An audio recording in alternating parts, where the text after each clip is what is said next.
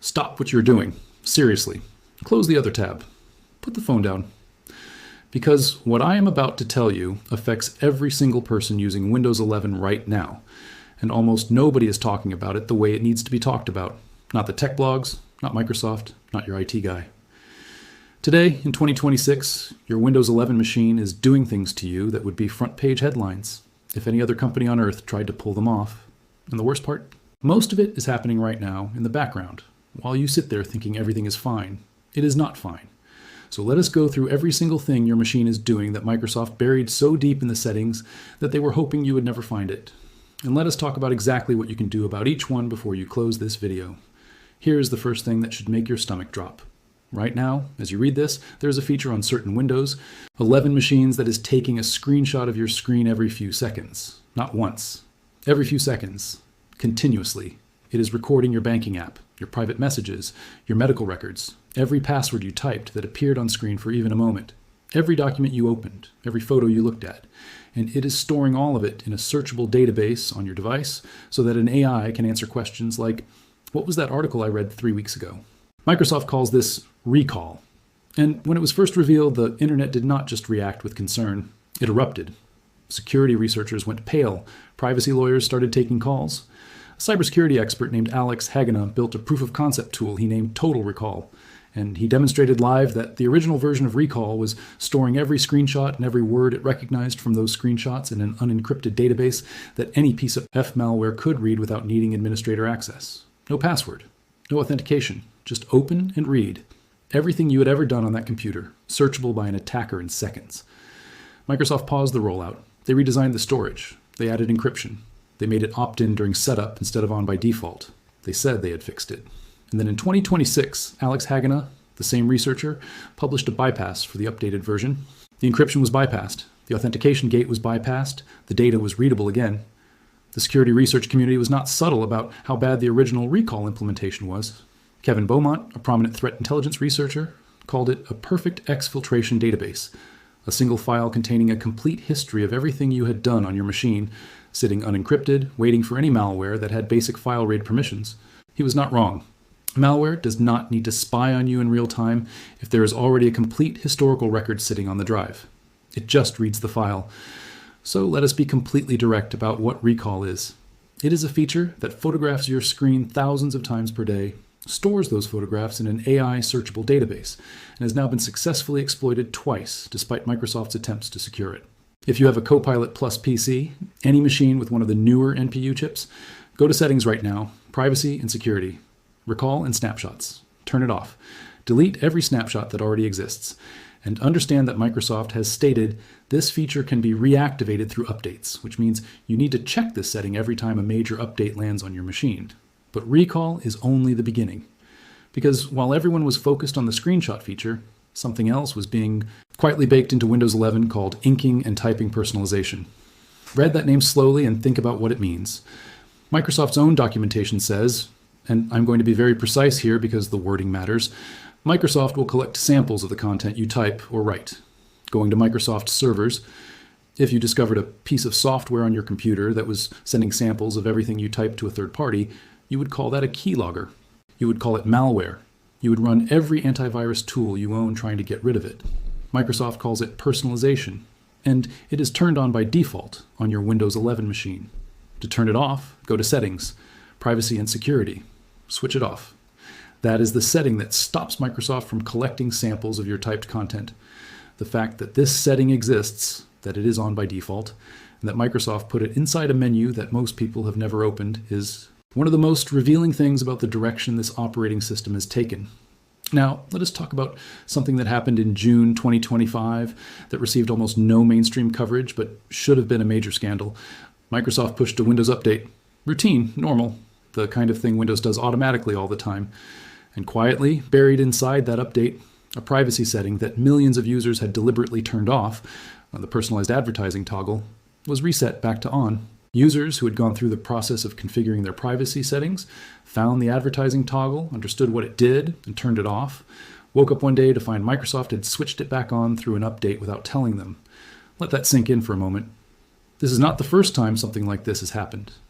In 2015, when Windows 10 launched, Microsoft was caught re-enabling settings through updates that users had explicitly turned off. 10 years later, in 2025, the exact same pattern repeated itself with the advertising toggle. The company has had a decade to learn from user feedback about privacy resets, and the lesson they appear to have taken is that users do not check often enough to notice. This is not a glitch. This is not a bug. A glitch would affect some users randomly. This reset affected a statistically significant number of users in a way that benefited Microsoft's advertising revenue. When a company's software silently reverses a privacy choice you made to benefit its own commercial interests, there is a word for that. It is not a bug, it is a policy. And it is the reason that turning off privacy settings on Windows 11 once is never enough. You have to check them again after every major update because Microsoft has demonstrated a clear pattern of undoing them. Here is something Microsoft does not tell you during Windows 11 setup. When you go through the installation process, when you click through the screens with their clean design and their reassuring language about personalization and helpful features, you are making dozens of data sharing decisions that are pre-answered on your behalf. The default answer to almost every data collection question is yes. Your device data, yes. Your location data, yes. Your diagnostic data, yes. Your tailored experiences, yes. Your advertising ID, yes. Each of these defaults represents a deliberate design choice by Microsoft. They know that most people click through setup without reading each screen carefully. They know that the opt-out rate for data collection drops significantly when the default is opt-in rather than opt-out. They design for that knowledge. The setup flow is not a neutral presentation of options. It is a conversion funnel for data collection consent, designed by the same people who run advertising products and AI training pipelines. The settings you can change after the fact exist because regulators required Microsoft to offer them. The defaults exist because Microsoft's business interest required them to be set to yes. Here is the number that should end the conversation about whether Windows 11 respects your data.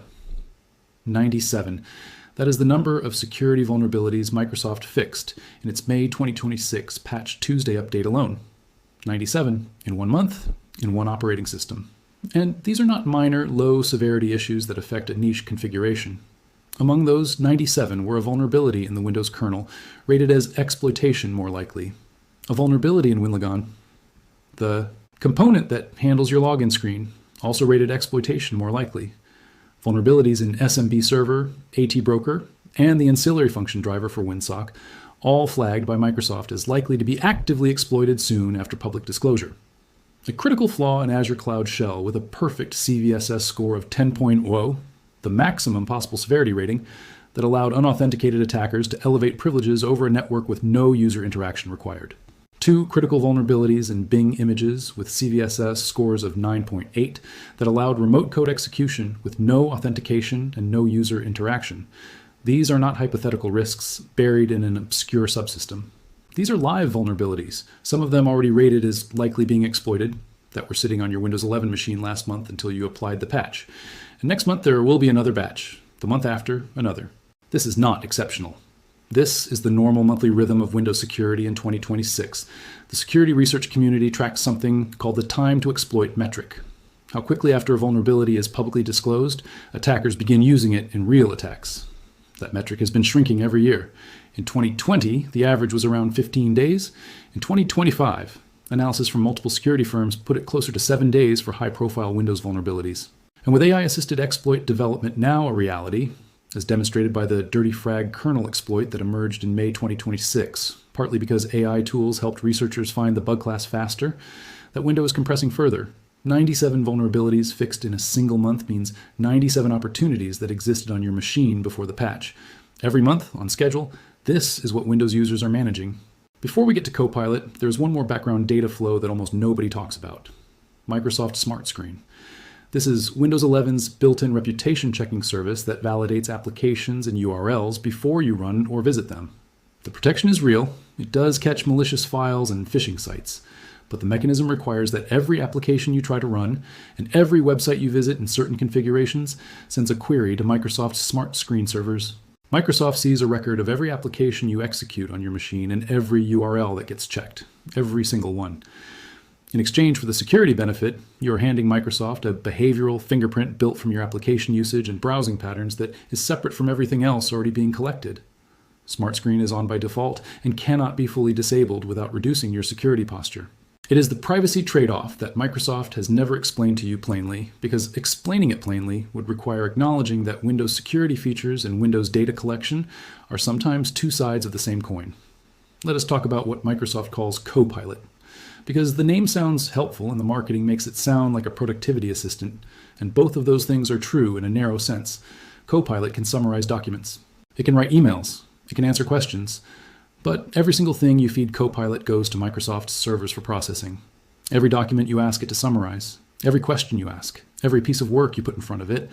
And in late 2025, it was revealed that some Copilot interactions were being used to train Microsoft's AI models unless users had navigated to an obscure settings page and opted out. A settings page that Microsoft had not prominently disclosed in any user-facing communication. Your work, your writing, your questions, your ideas, being used to train an AI system without you knowing you had to opt out. That is not a helpful productivity assistant. That is a data extraction pipeline wearing a helpful face. And the May 2026 update cycle quietly introduced what Microsoft calls Copilot Vision in certain configurations, an extension of the concept where Copilot can analyze what is on your screen in real time, not screenshots taken every few seconds like Recall. Live visual input from your screen, processed to help Copilot answer questions about what you are looking at. The privacy implications of that are exactly what you would expect them to be, and Microsoft has been characteristically vague about exactly what data this feature transmits and retains. Removing Copilot from your daily workflow is the correct response. On Pro Editions, group policy can disable it entirely. On Home Editions, a registry key at HKey on our local machine, software, policies, Microsoft, Windows Copilot, with a doored value named Disable Windows Copilot set to 1 removes it from the taskbar and prevents it from operating. Do that today. Here's the part of this conversation that most people are not having. Every single one of these features, recall, inking and typing personalization, Copilot, the advertising toggle that resets itself, the 97 monthly vulnerabilities, they are not separate bugs or oversights or features that got out of hand. They are the logical output of a business model. Microsoft in 2026 is not primarily a software company that sells Windows licenses. It is an AI company, a cloud company, and increasingly an advertising company that uses Windows as the primary point of contact with over 1 billion users.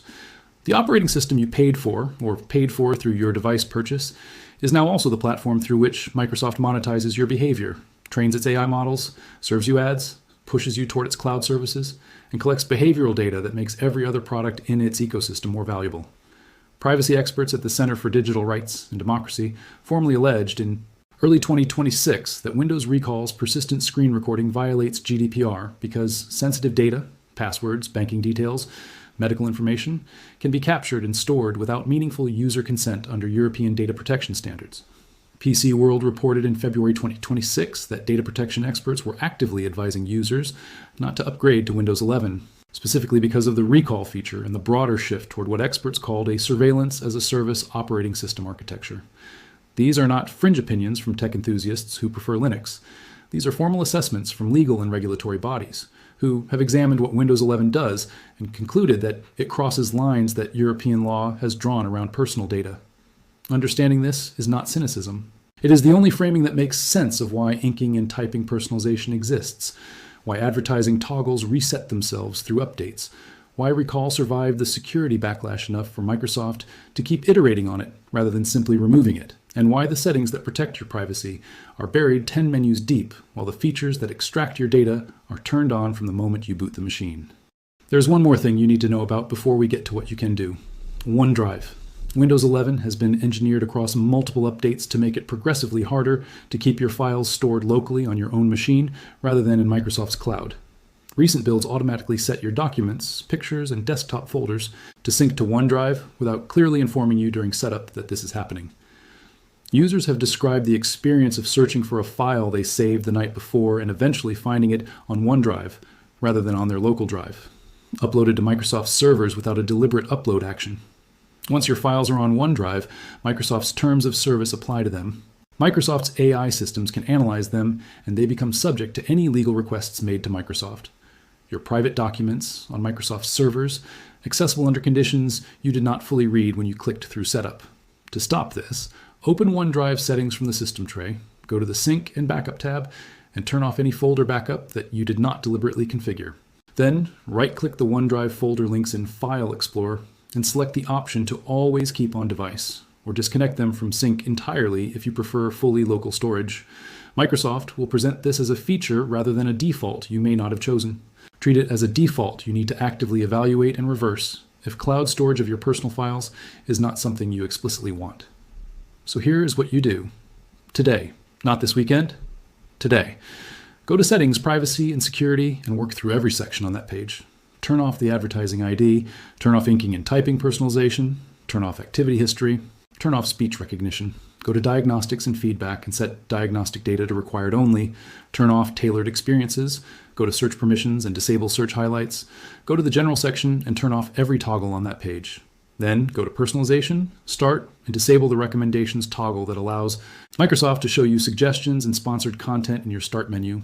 Go to Personalization, Lock Screen, and switch Windows Spotlight to a static picture so your lock screen stops pulling promotional content from Microsoft's servers. If you have a Copilot Plus PC, check Recall and make sure it is off and existing snapshots are deleted. Apply the May 2026 cumulative update if you have not already. Those 97 vulnerabilities are real and some of them are already being targeted. Then set a reminder. Every time Windows pushes a major update, open that privacy and security settings page and check whether your settings are still where you left them. Because Microsoft has shown you exactly what it will do when it thinks you are not looking. It will switch the advertising toggle back on. It will expand Copilot's presence. It will introduce new features and update packages that have their own data collection behavior that you did not consent to. The operating system is not static. It is a living product that is being actively steered towards serving Microsoft's interests. And the steering happens through exactly the update mechanism that you cannot turn off without compromising your security. The only defense is active, ongoing attention, not a one-time setup, not a trusted assumption that the settings you made last month are still in place. Active, recurring vigilance every single update cycle for as long as you are running Windows 11. And if that sounds exhausting, if the idea of auditing your operating system's privacy settings on a monthly basis because the company that made it has a history of reversing them sounds like more overhead than a computer should require, that is exactly the right conclusion to reach. There are operating systems where this is not the situation you are in. The fact that you have to fight your own operating system to keep it from working against you is not normal. It is a choice that was made by a company whose interests and yours do not fully align. And understanding that is where making a better choice begins. The 97 vulnerabilities will be patched, and next month there will be more. The recall bypass will be addressed, and the next researcher will find another one. The advertising toggle will be reset by the next update, and you will catch it only if you check. This is the maintenance burden of using an operating system in 2026 that was not built, with your interests as the primary design constraint. You can manage it. Millions of people do. But you cannot manage it passively. You cannot trust the defaults. You cannot assume the settings you applied last month are still in place. And you cannot assume that the next feature Microsoft adds in the next update is something you asked for or something that serves you. Go through those settings today. Share this with someone who is still running Windows 11 and does not know any of this. Bookmark this video. Come back to it after the next major update. And ask yourself honestly whether this is the relationship you want to have with your operating system. Because the alternative is not as complicated as Microsoft would prefer you to believe.